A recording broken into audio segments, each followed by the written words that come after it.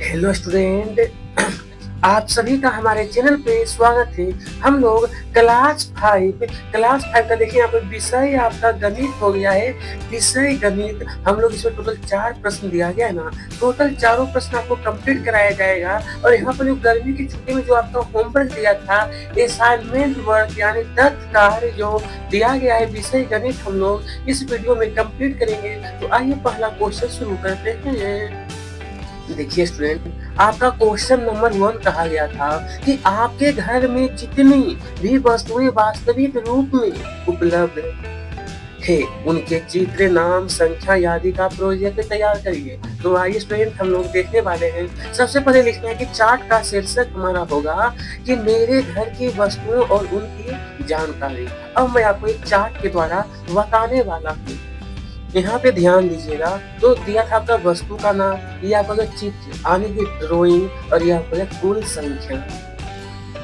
जैसा यहाँ पर जिस तरीके से आपको बताया जा रहा है उसी तरीके से आपको क्या करना है, आपको 3 भाग कर देना है। एक तरफ लिखना है वस्तु का नाम, दूसरे तरफ चित्र, तो तीसरे तरफ कुल संख्या लिखिएगा। मैं एक आपको चार्ट के माध्यम से बता रहा हूँ, इसी तरीके से करना है। और आप सभी को क्या करना है, आपको कुर्सी लिखना है। चाहे तो अगर आप लोग कुर्सी का चित्र भी बना सकते हो ना, था आप लोग छोड़ सकते हो, ठीक है। और यहाँ पे लिखना है 4। उसी तरीके से मैंने टेबल लिखा जो कि टेबल की संख्या 2 है। अलमारी लिखा तो अलमारी यहाँ पर 1 है। अब यहाँ पर देखेंगे हम लोग तो पंखा जो कि 3 है। पंखा के बाद हमारा टीवी जो कि 1 है। अब इसके आगे टोटल मैं 10 बताने वाला हूँ, ठीक है। अब आगे लिखना है, आगे आपका घड़ी है जो कि 2 हो गया, इसकी संख्या है ये बड़ा। बिस्तर आपका 2 है। बिस्तर के बाद हमारा मोबाइल फोन जो कि 3 हो गया। मोबाइल फोन के बाद लैपटॉप 1 है। और रसोई गैस चूल्हा 1 है। और आपको क्या करना स्टूडेंट, अगर आप सभी को चित्र भी बनाना है तो मैं चित्र भी आपको एक एक करके मैं बता देता हूँ कि चित्र को मैं दिखा देता हूँ। पहले इसी तरीके से मैंने ज्यादा कुछ इसमें नहीं करना है, जैसे आपको बताया गया ना उसी तरीके से आप लोग नोट करिएगा। ये स्टूडेंट, अगर आप सभी लोग चित्र भी बनाना चाहते हो, ये कुर्सी का चित्र है, ये टेबल का, अलमारी ये आपका पंखा, ये पंखा है, ये आपका टीवी है, ये आपका घड़ी है। तो चाहे तो आप लोग चित्र भी बना सकते हो। और मैं दिखा देता हूँ इसी प्रकार आगे देखेंगे। तो ये आपका बिस्तर है, मोबाइल है, लैपटॉप है, रसोई चूल्हा गैस है, ठीक है। तो अब नेक्स्ट क्वेश्चन देखते हैं। प्रिय स्टूडेंट, यहाँ पर ध्यान देंगे क्वेश्चन नंबर 2 की ओर। तो आपके विद्यालय बोला गया है, तो पहले क्वेश्चन को समझेंगे।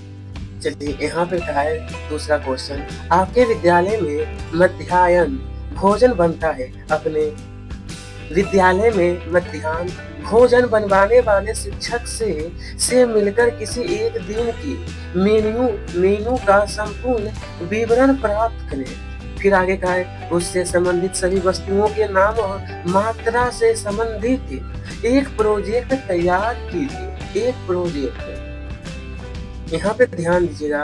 तो आपका कहा है कि प्रोजेक्ट का शीर्षक फिर लिखना है कि मध्याह्न भोजन योजना, एक दिन का मेन्यू एवं सामग्री विवरण, जो कि मैं मान लिया हूँ दिन का नाम यहाँ पर बुधवार लिखा हूँ। तो देखिए बुधवार को हमारा जो मेन्यू रहता है वो खिचड़ी, हरी सब्जी और अचार होता है।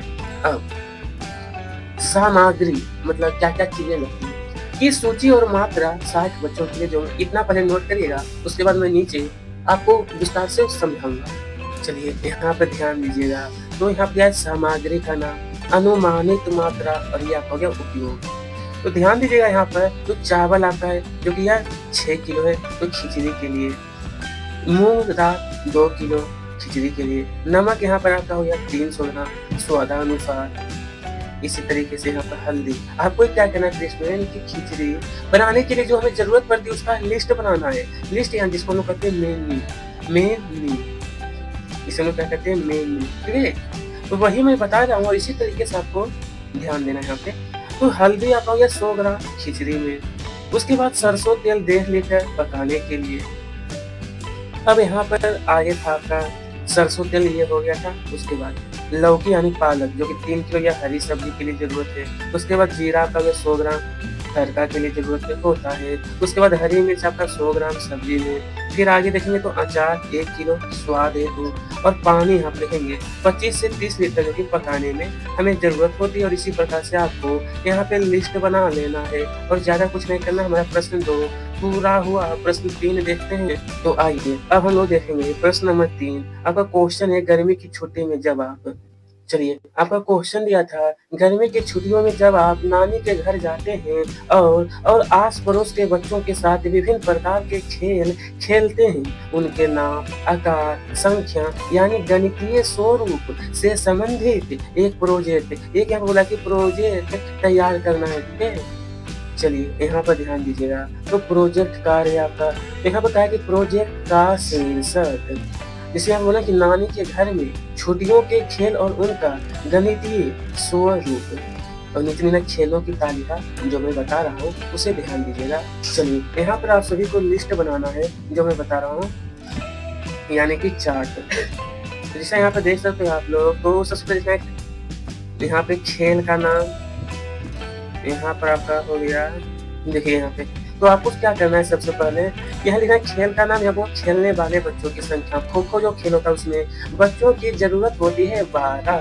उसके बाद फिर दूसरा खेल आता है लुका-छिपी, इसमें 6, फिर गिल्ली-डंडा, इसमें 4 लोगों की, कैरम में 2 या 4 लोगों की ज़रूरत होती है और लूडो में 2 या 4, ठीक है? इसी तरीके से आपको लिस्ट बनाना है, ठीक है? चलिए, अब यहाँ पे देखेंगे तो हमारा लूडो है, जो कि 2 या 4 लोगों की ज़रूरत होती है, कंचे में 5 से 6, रस्सी कूद में 1 से 3, बैडमिंटन में 2, पिट्ठू यानी 60 पत्थर वाला जो खेल होता है इसको पिट्ठू भी कहते हैं, इसमें 6, उसमें उछल कूद 1 से 2 लोग। बस इस तरीके से आपका क्वेश्चन नंबर 3 भी हम लोगों ने पूरा हल कर लिए हैं। अब आते हैं नंबर 4, यहाँ पे ध्यान दीजिएगा, तो नंबर 4 में जैसा कि कहा गया था, ये आपका रोजमर्रा के जीवन में आपकी, ये क्वेश्चन जो आपका है ना, विद्यार्थी प्रश्न 4 में कहा है कि रोजमर्रा के जीवन, सुबह से शाम तक जो होता है समय, पूरा जीवन में आपकी समझ के अनुसार जहाँ कहीं भी गणितीय शब्दावलियों का प्रयोग होता है, उससे संबंधित एक प्रोजेक्ट, उससे कहा गया यहाँ पर संबंधित ही आपको एक प्रोजेक्ट तैयार करना है।